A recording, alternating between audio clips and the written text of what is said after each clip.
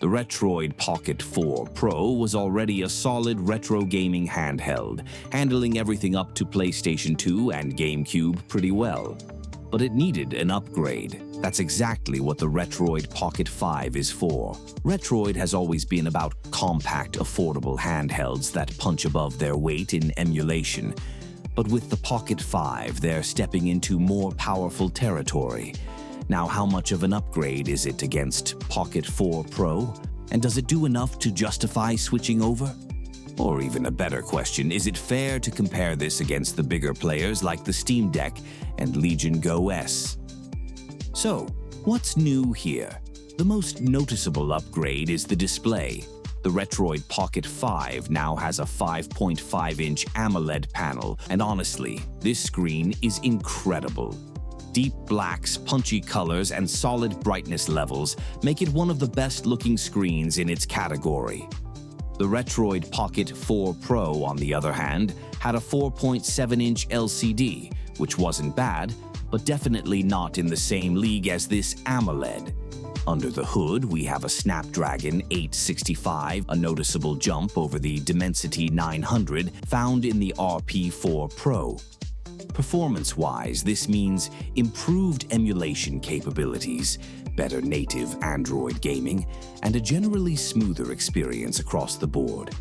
The RAM is still 8 GB, but the faster Snapdragon chipset definitely helps with multitasking and overall responsiveness. Now, let's talk about controls. The Pocket 5 retains Hall effect analog sticks, which is great for longevity and accuracy. But the placement of the left stick and D-pad is a hot topic. The Pocket 4 Pro had its left stick positioned slightly inward, making it a bit more comfortable for long play sessions. The Pocket 5 pushes it further out, and while that might be fine for some, others might find it a little awkward. It's a small but noticeable change. The 5,000 mAh battery on the Pocket 5 is solid, but battery life ultimately depends on what you're playing. Android games and lighter emulators expect 6 to 8 hours.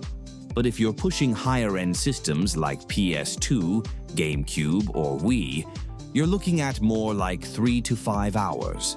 The Pocket 4 Pro had similar battery life, so no massive gains here, but you do get slightly better power efficiency thanks to the Snapdragon chipset.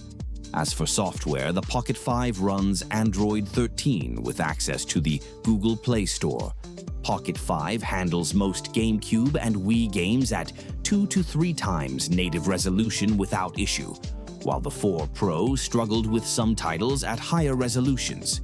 The Pocket 5 also runs PS2 games more consistently at 2 to 3 times resolution, while the 4 Pro often required dropping to native resolution or using speed hacks. Now, both devices run most Android games well, but the Snapdragon 865 provides better GPU performance. However, despite the clear performance gap, the 4 Pro is still no slouch. If you already own one and mainly play PS1, Dreamcast, or GameCube at native resolution, you're not missing out on much. But if you want better PS2, Wii, and native Android performance, the Pocket 5 is the better choice. So, should you upgrade from the Pocket 4 Pro to the Pocket 5? It depends. If you already have the 4 Pro and are happy with it, there's no big reasons to switch. The biggest improvements are the AMOLED screen and better emulation performance. But if you mostly play older retro games, you're not gaining a massive upgrade. However, if you're coming from an older Retroid device like the Pocket 3 Plus, or if this is your first time buying a Retroid handheld, the Pocket 5 is easily the best option. The larger screen, better performance, and premium feel make it one of the top choices in the sub-$250 handheld space. Now, a question. Should you get Pocket 5, or is it worth saving up for something more powerful, like the Steam Deck or Legion Go S? If your main focus is retro gaming, Android games, and cloud streaming, then the Pocket 5 is an easy choice. It's smaller, more affordable, and optimized for emulation. However, if you want full PC gaming on the go, then saving up for a Steam Deck or Legion Go S might be the better move.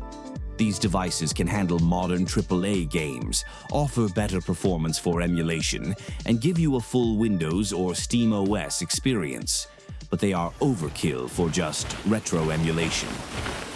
Chaser detected. This is the target of the hunter quest. Chaser defeated. With this, the request is complete.